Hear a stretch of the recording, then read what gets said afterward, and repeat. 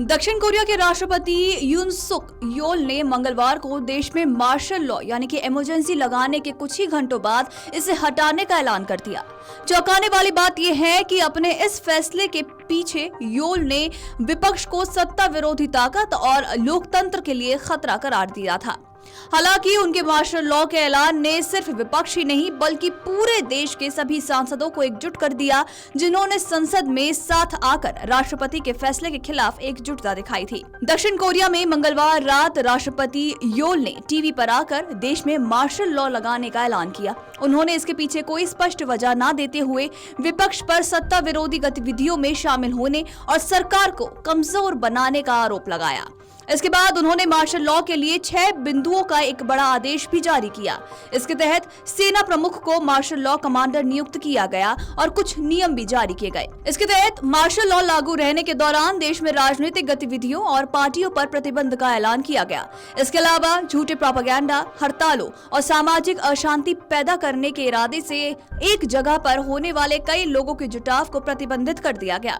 आदेश के जरिए देश के मीडिया समूह को मार्शल लॉ के दायरे में लाया गया और स्वास्थ्य सेवाओं से जुड़े डॉक्टर्स और नर्सेस जो कि हड़ताल में शामिल थे, उन्हें भी 48 घंटे के अंदर काम पर लौटने का निर्देश दिया गया। दक्षिण कोरिया में मार्शल लॉ के ऐलान के बाद सुरक्षा बलों ने देश की संसद को सील कर दिया और कुछ ही देर बाद ही संसद की इमारत पर हेलीकॉप्टर लैंड हुए और कई सैनिक बिल्डिंग के अंदर भी घुस गए। माना जा रहा था कि ये सांसदों को अंदर घुसने से रोकने के लिए कदम था। हालांकि 190 सांसद किसी तरह संसद पहुंचने में कामयाब रहे और उन्होंने राष्ट्रपति योल के मार्शल लॉ के ऐलान के खिलाफ प्रस्ताव पर मतदान भी किया। सभी सांसदों ने एक तरफा मार्शल लॉ हटाने के पक्ष में वोटिंग की। नियमों के मुताबिक राष्ट्रपति को संसद की तरफ से पास हुए प्रस्ताव के तहत ही आगे फैसले लेने होते हैं। यहाँ तक कि खुद योल के कैबिनेट ने भी संसद के प्रस्ताव पर तुरंत मोहर लगा दी। ऐसे में मार्शल लॉ के खिलाफ सरकार के ही मंत्रियों और विपक्ष की एकजुटता का असर यून पर भी पड़ा और उन्होंने मार्शल लॉ लगाने के 6 घंटे बाद ही इसे वापस ले लिया।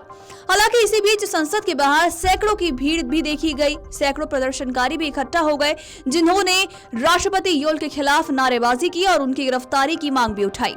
तो वहीं आपको बता दें कि यून सुक योल ने बताया कि उन्होंने मार्शल लॉ का ऐलान देश के उदार लोकतंत्र की सत्ता विरोध ताकतों और उत्तर कोरिया की तरफ से खड़े हो रहे खतरों से सुरक्षा करने के लिए किया। हालांकि उन्होंने अपने फैसले पर इसके आगे कोई भी जानकारी नहीं दी। आपको बता दें कि इसी बीच अंदाजा भी लगाया जा रहा है कि योल की असल नाराजगी दक्षिण कोरिया की विपक्षी डेमोक्रेटिक पार्टी से है, जिसने हाल ही में देश के अगले साल खर्च के लिए तय 677 ट्रिलियन वॉन के बजट से 4.1 ट्रिलियन वॉन की कटौती की है।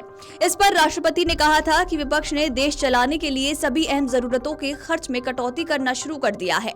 एशिया में अमेरिका के राजनयिक रह चुके एलन यू ने बताया कि एक बात साफ है कि राष्ट्रपति योल सत्ता में आने के बाद से ही लोकप्रियता खोते जा रहे हैं।